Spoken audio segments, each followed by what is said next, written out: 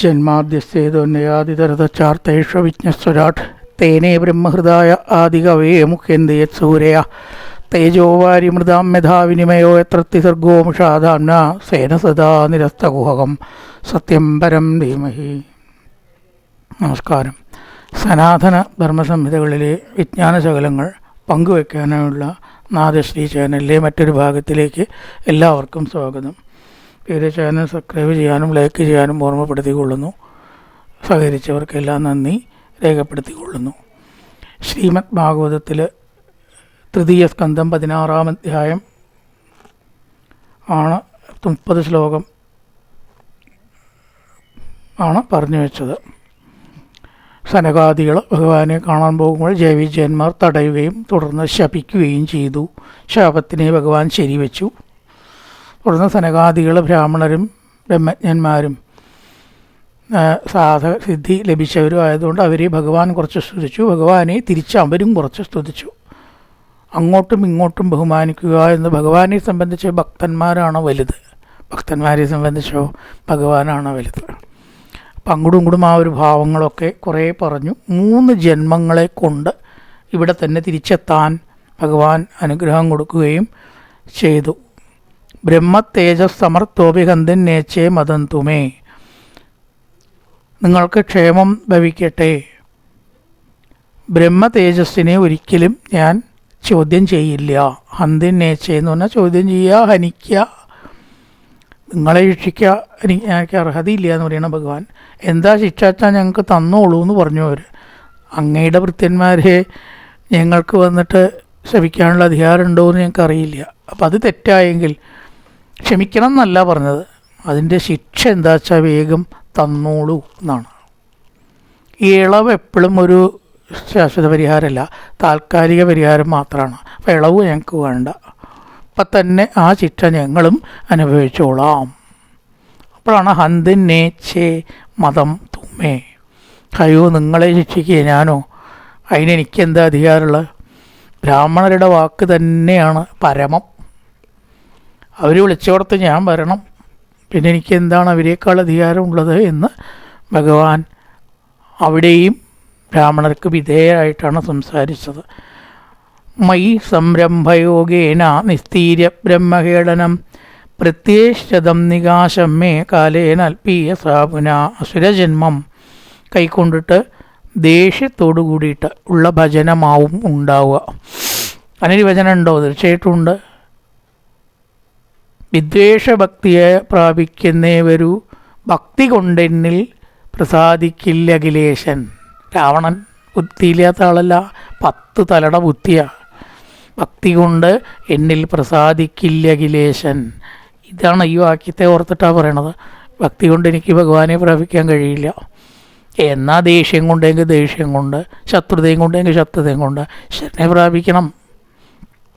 അപ്പോൾ ആ വാസന ഉള്ളിലുണ്ട കാരണം വൈകുണ്ഠത്തിലെത്തിയതല്ലേ, എന്നിട്ടല്ലേ കീഴ്പ്പെട്ടു വന്നത് രാവണനായത്. ഹിരണ്യാക്ഷൻ, ഹിരണ്യശിപു, രാവണൻ, കുംഭകർണൻ, ശിശുപാലൻ, ദന്തഭക്തൻ, ഈ 3 ജന്മം കൊണ്ടാണേ. 2 ആൾക്കും 3 ജന്മം വേണമല്ലോ. സഹോദരന്മാരായിട്ട് തന്നെ ആ 3 ജന്മത്തിലുണ്ടായത്. ഭക്തി കൊണ്ട് എന്നിൽ പ്രസാദിക്കില്ല അഖിലേശൻ. ഭക്തി എനിക്ക് പറഞ്ഞ മാർഗമല്ല. അതുകൊണ്ടാണ് രാവണൻ ചെയ്തിരിക്കണ. ബുദ്ധി ആലോചിച്ചു, എത്ര ബുദ്ധിയുണ്ട്. മൈ സംരംഭയോഗീന, ദേഷ്യഭാവത്തിൽ, ശത്രുതാഭാവത്തിൽ, നിസ്തീര്യ ബ്രഹ്മഹേളനം, ആ ബ്രഹ്മഹേളനത്തെ കടക്കണം. ബ്രഹ്മാവമാനത്തെ എങ്ങനെയെങ്കിലുമൊക്കെ തരണം ചെയ്യാച്ച എന്താ മാർഗം? വിദ്വേഷഭക്തിയെ ഭജിക്കുക. ഇവിടെ അപ്പം അതേ പറ്റൂ. പ്രത്യേശതം നികാശമേ, പ്രത്യേശതം നികാശമേ കാലേന അൽപ്പിയസ പുന. അധികം കഴിയാതെ കാലേന അൽപ്പിയസ, എൻ്റെ സമീപത്ത് വീണ്ടും എത്തിച്ചേരട്ടെ. അല്പമായ കാലത്തിങ്കൽ സമാധിയോഗം കൊണ്ട്, ദേഷ്യം കൊണ്ട് കിട്ടിയതായിട്ട് സമാധിയോഗം കൊണ്ട് മേ നികാശം, എൻ്റെ സമീപത്തെ പ്രാപിക്കട്ടെ. ദ്വാർത്താവാവിശ്യ ഭഗവാൻ വിമാനശ്രേണിഭൂഷണം ദർവാതിശയാലക്ഷ്മ്യ ചുട്ടം സംധിഷ്ണ്യമാവിശ്യൽ. ഭഗവാൻ ദ്വാർത്തൗ, ദ്വാരപാലന്മാരോട്, ദ്വാരത്തിൽ നിൽക്കുന്നവർ, ഗൃഹത്തിലിരിക്കുന്ന ഗൃഹസ്ഥൻ, വൈകുണ്ഠത്തിലിരിക്കുന്ന വൈകുണ്ഠസ്ഥൻ, ദ്വാരത്തിൽ നിൽക്കുന്നവൻ ദ്വാരസ്ഥൻ, ദ്വാരെന്ന് പറഞ്ഞാൽ വാതിൽ, വാതിൽക്കലാരേണ്ടവ കാവൽക്കാർ. അതാണ് ദ്വാർത്ഥവും. സ്ഥ എന്ന് പറഞ്ഞാൽ എവിടെ നിൽക്കണോ അവിടെ. ദ്വാർത്ഥവും ആദിശ്യ കൽപ്പിച്ചിട്ട്, 3 ജന്മം കൊണ്ട് ഇവിടെ തന്നെ വരുവിൻ എന്ന് കൽപ്പിച്ചിട്ട്. വിമാനശ്രേണി ഭൂഷണം, വിമാനത്തോടു കൂടിയ, അലങ്കാരത്തോടു കൂടിയ, സർവാതിശയ അതിശയപൂർണമായ, ലക്ഷ്മിയാജുഷ്ടം സമ്പത്തോടു കൂടിയ ആ സ്ഥാനത്തേക്ക് ഭഗവാൻ പോയി. ഇതാണ് പറഞ്ഞു. പിന്നെ അവിടെ നിൽക്കാൻ പറ്റില്ല, ഭഗവാൻ തൻ്റെ സ്ഥാനമുണ്ട്. അത് ലക്ഷ്മി ഭഗവതി വസിക്കുന്ന സർവാതിശയ, എല്ലാവരെയും അതിശയിപ്പിക്കുന്ന മനോഹരമായിട്ടുള്ള തൻ്റെ സ്വസ്ഥാനത്തേക്ക്, എവിടെയാണ് താൻ ഇരുന്ന് അരുളാച്ചാൽ ആ സ്ഥാനത്തേക്ക് പോയി. ദ്വാർത്താവാവിശ്യ ഭഗവാൻ വിമാനശ്രേണിഭൂഷണം, വിമാനങ്ങളാൽ ശോഭിക്കുന്നതും സർവാതിശയത്തോടു കൂടിയതുമായ ലക്ഷ്മി വസിക്കുന്ന സ്ഥാനത്തേക്ക് പോയി. സർവാതിശയ ലക്ഷ്മിയ, 2 യ, സർവാതിശയ എന്നല്ല വായിക്കുക, സർവാതിശയ. 2 അക്ഷരം ഒരുമിച്ച് വരുമ്പോൾ പ്രത്യേകിച്ച് വേറെ വേറെ വായിക്കണം. പലരും അങ്ങനെയല്ല, സർവാതിശയ എന്നാണ് വായിക്കുക. സർവാതിശയ 2 ഉണ്ട്. സർവാതിശയ ലക്ഷ്മിയ ചുട്ടം സംധിഷ്ണ്യമാവിശൽ തൗതുഗീർവാണഋഷഭോ ദുസ്തരാത്തരിലോകത ഹതശ്രിയോ ബ്രഹ്മശാഭാത് അഭൂതാംബികതസ്മയോ തൗ ഗീർവാണഋഷഭോ. തു ഗീർവാണന്മാർ ദേവന്മാർ.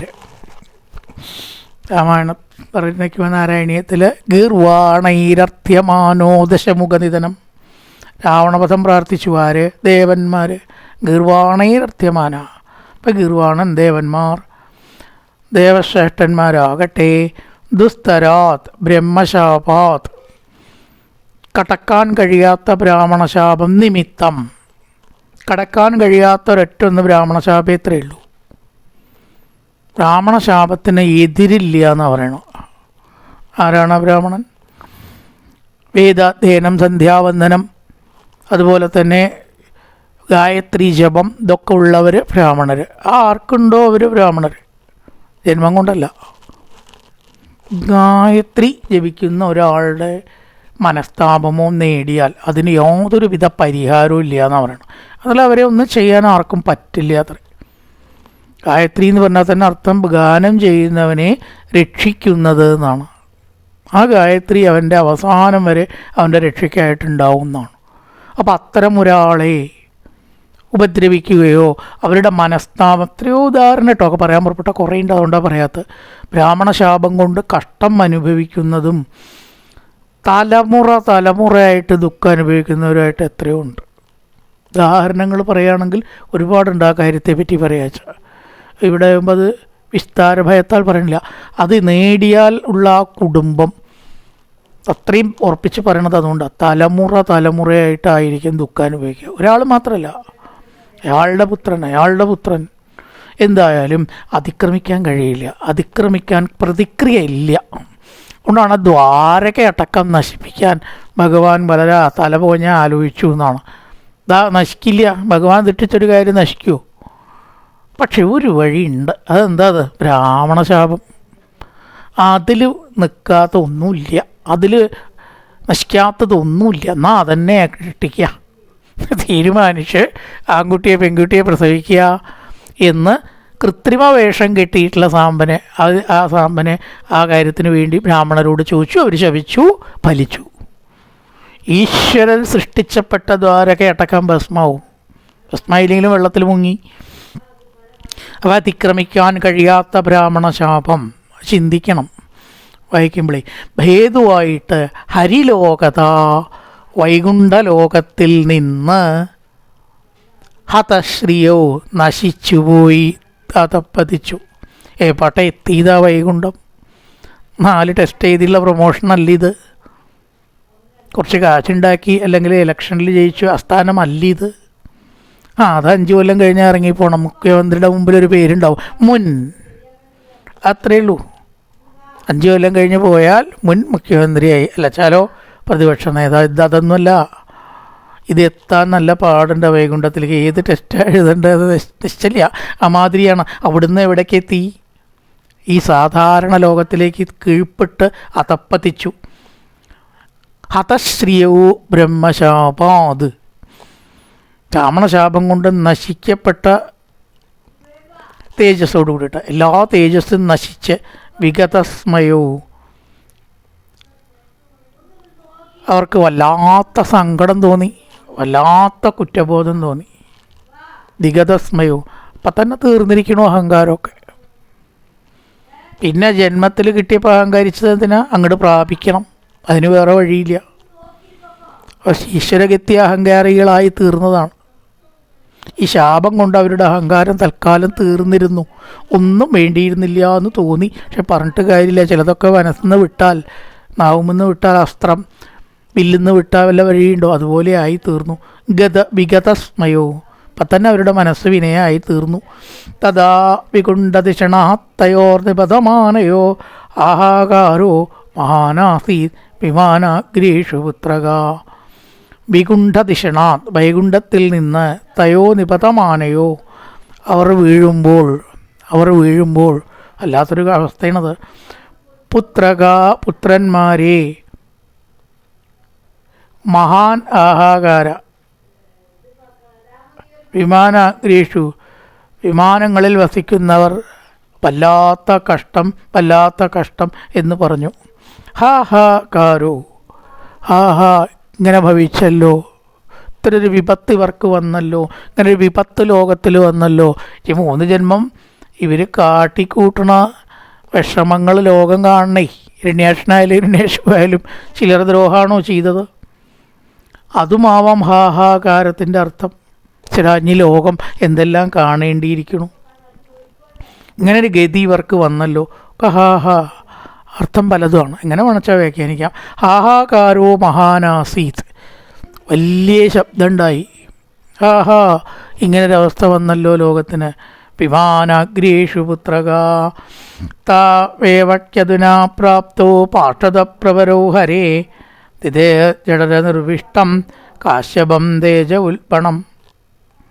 ഹരേ, ഹരിയുടെ, പാർഷദപ്രവരോ, സേവകന്മാരാൽ, 2 പേർ തന്നെ, അധുനാ, പെട്ടെന്ന്, വേഗം, ദിതേ ജഠര നിർവിഷ്ടം, അസുരമാതാവായിട്ടുള്ള ദിതിയുടെ, ദിതേ അസുരമാതാവാണല്ലോ, ഗർഭത്തിൽ പ്രവേശിച്ചു. അങ്ങനെ ഉൽബണം കാശ്യപം തേജ, ആ കശ്യപ മഹർഷിയുടെ വീര്യത്തെ പ്രാപിച്ചു. പിന്നെ അവിടേക്കാണ് ജനിക്കാൻ പോണത്. ആ വീര്യത്തെ ജീവന്മാർ പ്രാപിച്ചു. അപ്പോൾ ഓരോരോ ജനനവും ഉണ്ടാകുന്നത് മുൻപ് കൂട്ടിയിട്ടുള്ള ഓരോ പദ്ധതിയുടെ ഫലമാണ്. നമ്മളൊരു birth by chance and birth by choice, എല്ലാ ബർത്തും ബർത്ത് ബൈ ചോയ്സാണ്. ആത്മീയത്തിൽ ബർത്ത് ബൈ ചാൻസ് എന്നൊന്നുമില്ല. ആ സമയത്ത് സംയോഗത്തിലൊരു പുത്രൻ ഉണ്ടാവണമെങ്കിൽ അതിനൊരു പൂർവജന്മ കാരണം ഉണ്ടായിരിക്കും എന്നാണ്. ഏത് ജീവി ആയിക്കോട്ടെ, മനുഷ്യനല്ലാത്ത എല്ലാം pre planned and pre determined ആണ്. നമുക്ക് പെട്ടെന്ന് പറഞ്ഞാൽ ദഹിക്കില്ല അത്, പക്ഷേ അതാണ് സത്യം എന്നാണ് ഇപ്പോൾ പുതിയ സയൻസിലുള്ള ഗവേഷകരും കൂടി പറയണു. നമ്മുടെ കാര്യങ്ങളെല്ലാം പ്രീ പ്രോഗ്രാംഡ് ആണ്. ഗവേഷകരാണ് പറയണം, ആത്മീയക്കാരല്ല. എന്തോ ഒരു പൂർവ്വ പദ്ധതി നമ്മുടെ കാര്യങ്ങളിലൊക്കെ ഉണ്ടെന്ന്. അവിടെയാണ് വിചാരിച്ച പോലെ പലതും നടക്കാത്തത്, അത്യത്ഭുതമായിട്ടുള്ള ഡീവിയേഷൻസ് ഉണ്ടാവുന്നത്. താവേവക്യതിനാപ്രാപ്തോ പാർഷദപ്രവരോ ഹരേ തിതേ ജഡര നിർവിഷ്ടം കാശ്യപം തേജ ഉൽപ്പണം, കശ്യപൻ്റെ വീര്യത്തെ പ്രാപിച്ചു. തയോർ അസുരയോരത്യതേജസായമയോർഹിവ ആക്ഷിത്തം തേജ ഏതർക്കി ഭഗവാൻ തദ്വിദിത്സത. അദ്യ, ഇപ്പോൾ തന്നെ. ആദ്യ എന്ന് പറഞ്ഞാൽ മുൻപേ എന്നാണ്. അദ്യ ഹ്രസ്വമായ ഇപ്പോൾ, അർത്ഥം മാറി. യമയോ, തയോ അസുരയോ. യമ എന്നുള്ള വാക്ക് 2 എന്നിനെ കാണിക്കാൻ പലപ്പോഴും ഉപയോഗിക്കും. തറ അർത്ഥാരോ യമ എന്നുള്ളതിന് യമൻ എന്നുള്ള അർത്ഥമുണ്ട്.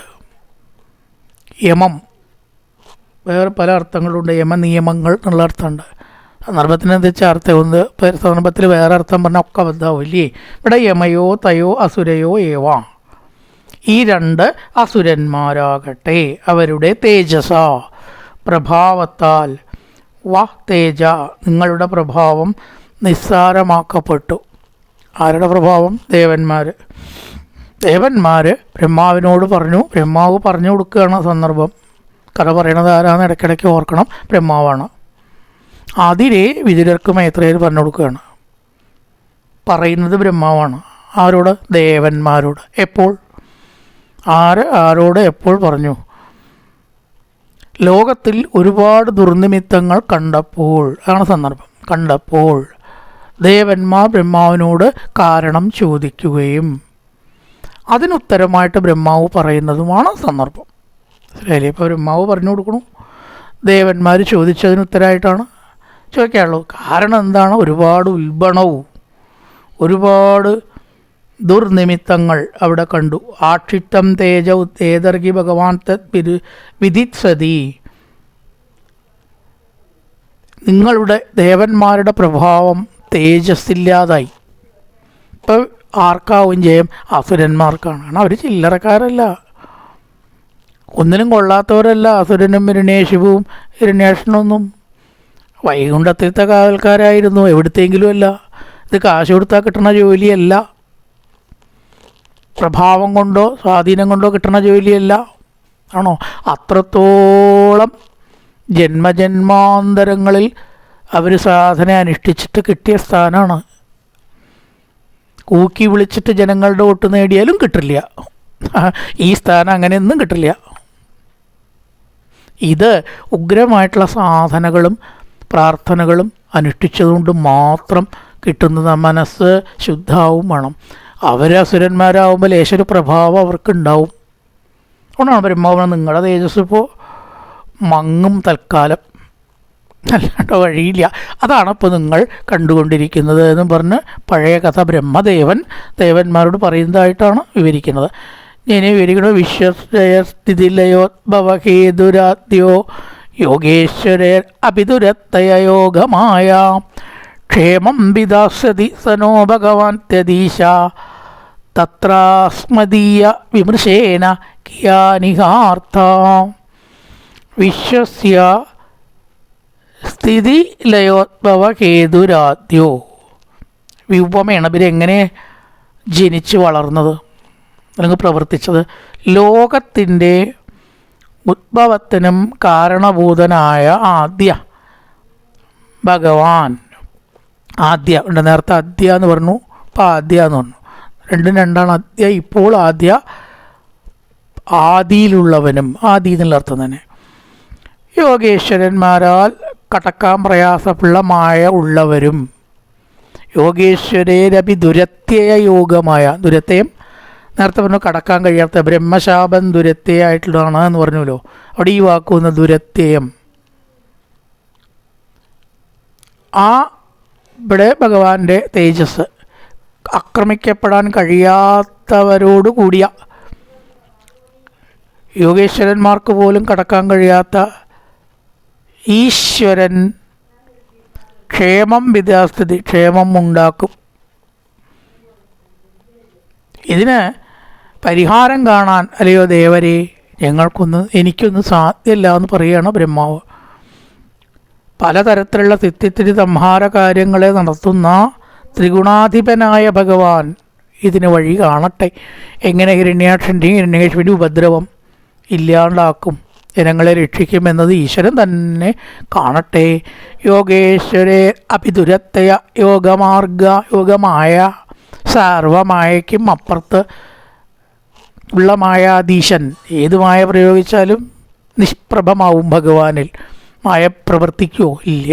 അങ്ങനത്തതായിരിക്കുന്ന ആദ്യനായിരിക്കുന്ന ലോകത്തെ തെറ്റിച്ച് രക്ഷിക്കുന്ന ഭഗവാൻ തന്നെ ക്ഷേമം വിദാസ്യതി, നിങ്ങൾക്ക് ക്ഷേമത്തെ ചെയ്യട്ടെ. എനിക്ക് പറ്റില്ല. സ നോ ഭഗവാൻ ത്യദീശ. എങ്ങനത്തെ ഭഗവാൻ? സത്വിക രാജസ താമസങ്ങളൊന്നും ബാധിക്കാത്തവൻ. തത്രാസ്മദീയ വിമൃശോ കിയാനിഹാർത്ഥ.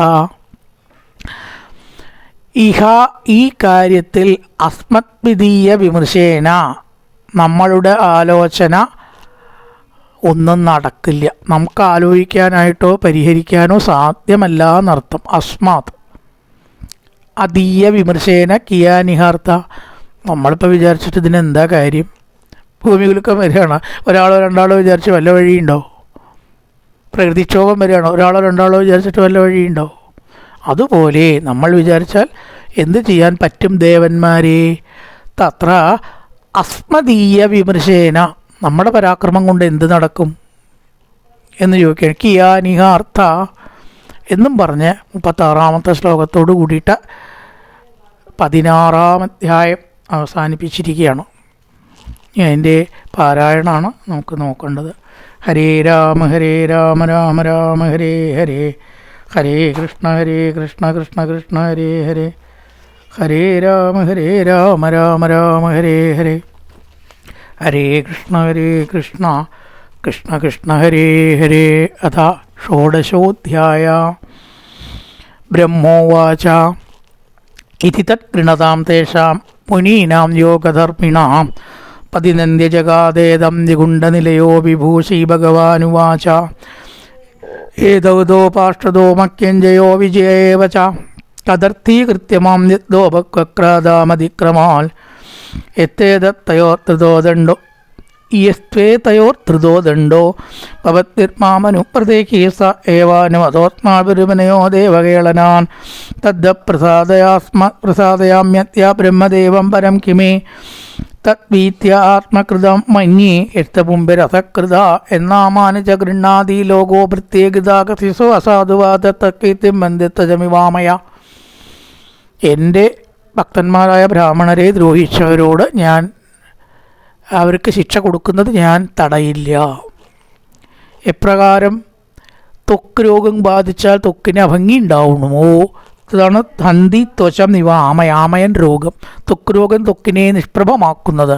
അതുപോലെ എനിക്ക് കളങ്കം വരുത്തുന്നതാണ് ഇവരുടെ പ്രവൃത്തികൾ, ജയവിജയന്മാരുടെ പ്രവൃത്തികൾ. അതാണ് സോ അസാധുവാദ തക്കിതി ഹന്തി ത്വചം ഇവാമയ. ത്വചം ത്വക്ക്, ആമയൻ ത്വക്ക് രോഗങ്ങൾ.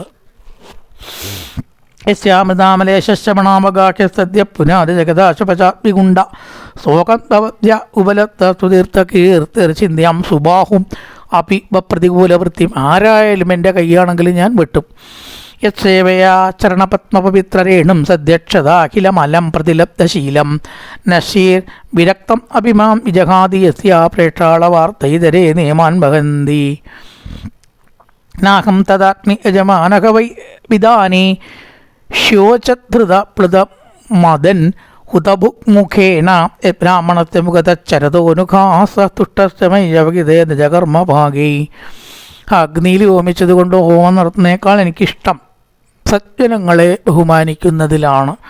യേഷാം ബിഭർമ്യഹം അഖണ്ഡം വികുണ്ഠയോഗമായ വിഭൂതരമലാംഗ്രജ കിരീടൈ വിപ്രാന്തകോന വിഷഹേതർഹണാം ഭക്തദ്യ പുനാതിതക ചന്ദ്രലീലാമലോകാൻ. അങ്ങനെ ബ്രാഹ്മണ മഹാത്മ്യാണ് കുറേ ശ്ലോകം.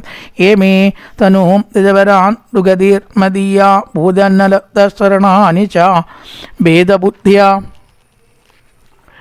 ദ്രക്ഷ്യന്ത്യകക്ഷതദൃശോ ഹ്യഹിമന്യവസ്ഥാൻ കൃത്രാരുഷ മമ കുഷന്ത്യതിദണ്ഡനേതു.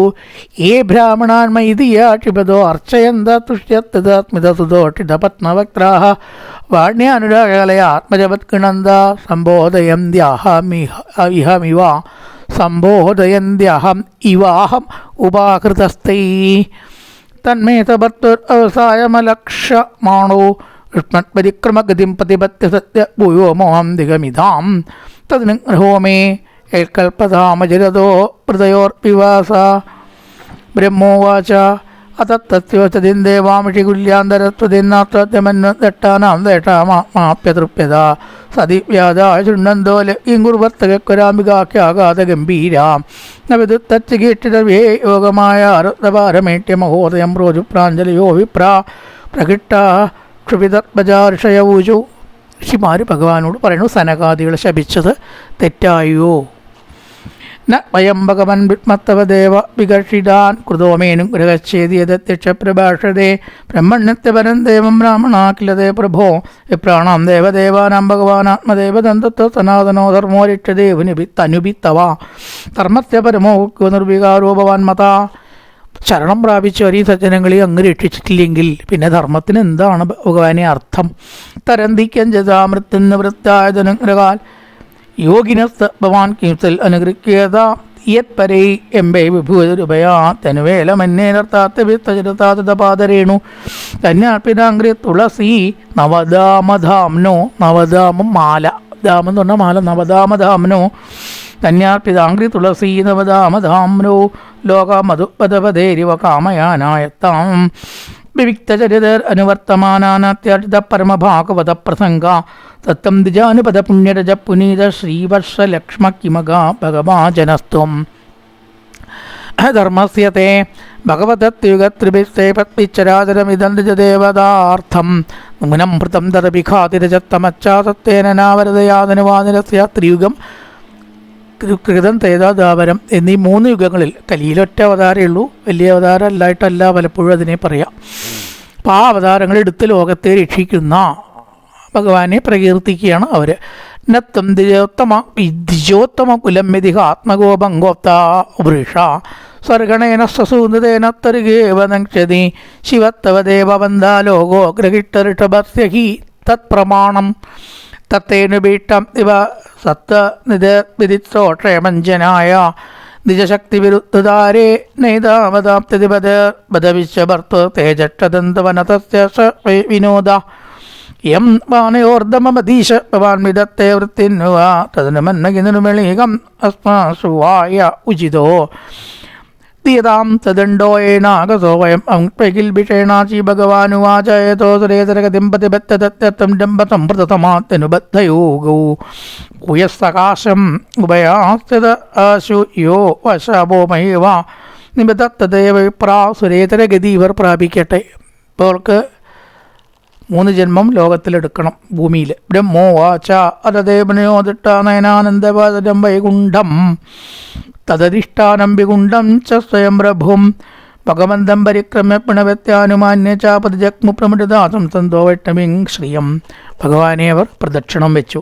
ഭഗവാനനുഗാവാഹായാദം മാ വൈട്ടമത്തുശ്യാം ബ്രഹ്മൻ തേജത്തമർത്വഭികന്ദന്നേച്ചേ മതത്തും ഈശ്വര ബ്രാഹ്മണരെ ഞാൻ ശിക്ഷിക്കേ, അതെങ്ങനെ എനിക്ക് അർഹത ഉണ്ടാവുക?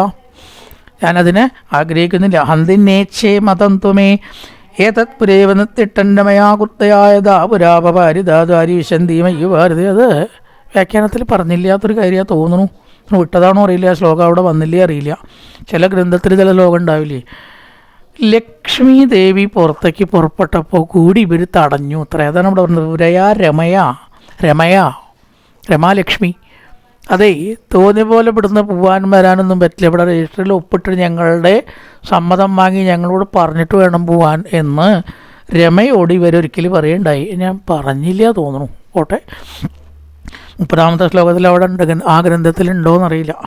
അപ്പോൾ ഇവരെ ശിക്ഷിക്കണമെന്ന് ഞാൻ നേരത്തെ വിചാരിച്ച വീട്ടിൻ്റെ ഉടമസ്ഥനെ ശാസിക്കണ കാവക്കാരി. അപ്പോൾ എവിടെ എത്തി ഇവരുടെ അഹങ്കാരം? പുരാപവാരിതാദ്വാരി, വാതിൽക്കൽ ലക്ഷ്മിക്ക് തോന്നിയ പോലെ പോകാൻ പറ്റില്ല എന്ന് പറഞ്ഞിട്ട് തടഞ്ഞ കേമന്മാരാണ് ഇവർ. ഉടമസ്ഥനെ തടഞ്ഞു. പുരാപവാരിതാദ്വാരി വിശന്തി മയ്യു ഭാരതേ മൈതം രംഭയോഗേനാ നിത്തീര ബ്രഹ്മകേടനാൻ പ്രത്യേഷതം നികാശം മേ കാലേന അൽപീയസ. പുനഃധികം വഴുകാതെ ഇവിടെ തന്നെ എത്തിച്ചേരും. ഭഗവാൻ ആരെയും ഉപേക്ഷിക്കൊന്നുമില്ല. ഇതൊരു സസ്പെൻഷൻ, ഇത്രയുള്ളൂ, ഡിസ്മിസലില്ല. കുറച്ച് 3 ജന്മം 3 മാസത്തേക്ക് സസ്പെൻഷൻ എന്നൊക്കെ പറഞ്ഞ പോലെ 3 ജന്മം എന്തായാലും കുറച്ച് ശിക്ഷ അനുഭവിക്കട്ടെ. അത് കഴിഞ്ഞാൽ നിങ്ങൾ ഇവിടെ തന്നെ വരും. ഈ രാമനെ കണ്ടിട്ടാണ് രാവണൻ മരിക്കണത്, കൃഷ്ണനെ കണ്ടിട്ടാണ് ശിശുപാലൻ മരിക്കണത്. എല്ലാവരും ഭഗവാനെ കണ്ടിട്ടാണ്, ഭഗവാന്റെ മടി കിടന്നിട്ടല്ലേ ഹിരണ്യകശിപു മരിച്ചത്. ഈ ഭാഗ്യം ആർക്കാ കിട്ടുക ആലോചിച്ച് നോക്കൂ. ഭഗവാന്റെ മടി കിടന്നിട്ടാണ് മരിക്കുക. ദ്വാസ്താവാദിച്ച ഭഗവാൻ വിമാനശ്രേണിഭൂഷണം സർവാതിശയ ലക്ഷ്മ്യ ദുഷ്ടം സംദിഷ്ണ്യമാവിശൽ. ലക്ഷ്മി ദേവി ഇരുന്നരുളുന്ന തൻ്റെ സ്ഥാനത്തേക്ക് ഭഗവാൻ മടങ്ങിപ്പോയി. തൗ തുർവാണ് ഋഷഭോദുത്തരാരിലോകദാഹതശ്രിയോ ബ്രഹ്മശാപാത്. ബ്രാഹ്മണശാപം കൊണ്ട് നശിച്ച തേജസ്സോടുകൂടി അഭൂതാംബിക തസ്മയോ. അഹങ്കാരമൊക്കെ അപ്പം തന്നെ കുറേയൊക്കെ പോയിരിക്കണം. നീ ഭഗവാനെ പ്രാപിക്കാനുള്ള അഹങ്കാരമാണ് കാണിക്കുന്നത്. അല്ലാത്ത അഹങ്കാരം ഇവിടെ കഴിഞ്ഞു. തെറ്റ് അവർക്ക് പറ്റിയെന്ന് അവർക്ക് തോന്നിയിരിക്കണം. തഥാപികുണ്ട ദിഷണാൻ തയോർനിപതമാനയോ ഹാഹാകാരോ മകാനാക്തീലുവാനാക്തേഷു പുത്രക. ഹാ ഹോ ഹയ്യോ, വല്ലാത്തൊരു സംഭവം. അതിനെന്തർത്ഥമാണെങ്കിലും ഹാഹാക്കി കൊടുക്കാം. നീ ഇവർ കാരണം ലോകത്തിനുണ്ടാവാൻ പോകുന്ന വിഷമാവാം. ഹാ ഹാ കാരൂപഗാനാതിദ്വിമാനാഗ്രീഷു പുത്രക താവേവക്യതിനാ പ്രാപ്തോ പാർഷദപ്രവരോ ഹരേ. ഇത് ജഡരനിർവിഷ്ടം കാശ്യപം തേജ ഉൽപ്പണം. കാശ്യപൻ്റെ വീര്യത്തിൽ ഇവർ പ്രവേശിച്ചു. അങ്ങനെ ദിതിയുടെ ഗർഭത്തിൽ ജനിക്കുകയും ചെയ്തു. തയോർ അസരയോരത്യ തേജസ യമയോർ ഹിവാ. യമയോർ രണ്ട് പുത്രന്മാരായിട്ട് അതന്നെ അപകടാത്രേ. ഇരട്ടപ്രസവത്ര ശരിയല്ല എന്ന് പറയും ചിലർ കേട്ടോ. ഞാൻ അതുള്ളവർ ദുഃഖിക്കൊന്നും വേണ്ട, അതൊരു പറച്ചിലാണ്.